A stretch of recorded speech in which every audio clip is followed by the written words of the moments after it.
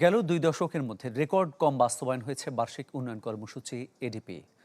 পরিসংখ্যান হিসাবে যা মাত্র ১৫.২%।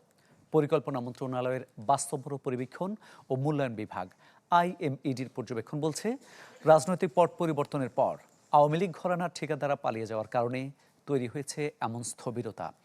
১ বছরেও দেয়া যায়নি নতুন ঠিকাদার নিয়োগ। এতে সরকারের বৈদেশিক ঋণের চাপ আরও বাড়াবে বলে মনে করেন অর্থনীতিবিদরা। হার্টের যত্নে বিশ্বসেরা ক্যানোলা তেল এখন বাংলাদেশে। দেশের প্রথম দ্রুত গতির উড়াল সড়ক ঢাকা এলিভেটেড এক্সপ্রেসওয়ে। এ পথের বিমানবন্দর কারওয়ান বাজার অংশ চালু হলেও প্রায় ১.৫ বছর ধরে বন্ধ মালিবাগ কুতুবখালী অংশের নির্মাণ কাজ। প্রকল্পে নিযুক্ত ঠিকাদারি প্রতিষ্ঠানগুলোর দ্বন্দ্বে অর্থ ছাড় স্থগিত রেখেছে ঋণদাতা চীনের এক্সিম ব্যাংক। এই স্থবিরতা পুরো এডিপি জুড়েই। চলতি অর্থ বছরের প্রথম ৫ মাসে খরচ হয়েছে বরাদ্দের ১.৫% অর্থ, টাকার অঙ্কে যা ২৮,০০০ কোটি টাকা। গত অর্থ বছরের একই সময়ে যা ছিল ৩৪,০০০ কোটি। এই হার রাজনৈতিক ডামাডোলের মধ্য দিয়ে যাওয়া গত অর্থ বছরের একই সময়ের চেয়েও কম। কাজ করতে গিয়ে কোথায় বাধাটা বেশি, সেখানে তিনি বলেছেন যে দুর্নীতি সর্বত্র, এবং এটাই আমাদের সবচেয়ে বড় চ্যালেঞ্জ, এবং এটা মোকাবেলা করতে এ পর্যন্ত তেমন কোনো সুফল আমরা দেখি নাই। এটা তো উপদেষ্টা নিচেই বলছেন, বাস্তবতাটাকে স্বীকৃতি দিয়েছেন।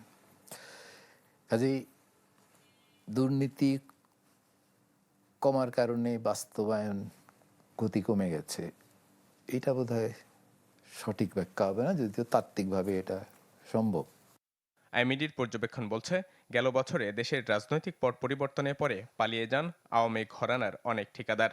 যেখানে এখনও নিয়োগ হয়নি নতুন ঠিকাদার, অর্থ কাটছাঁট ও রাজনৈতিক বিবেচনায় নেওয়া হয়েছে দাবি করে অনেক প্রকল্প বন্ধও রাখে সরকার, যার প্রভাব পড়ে এডিপিতে।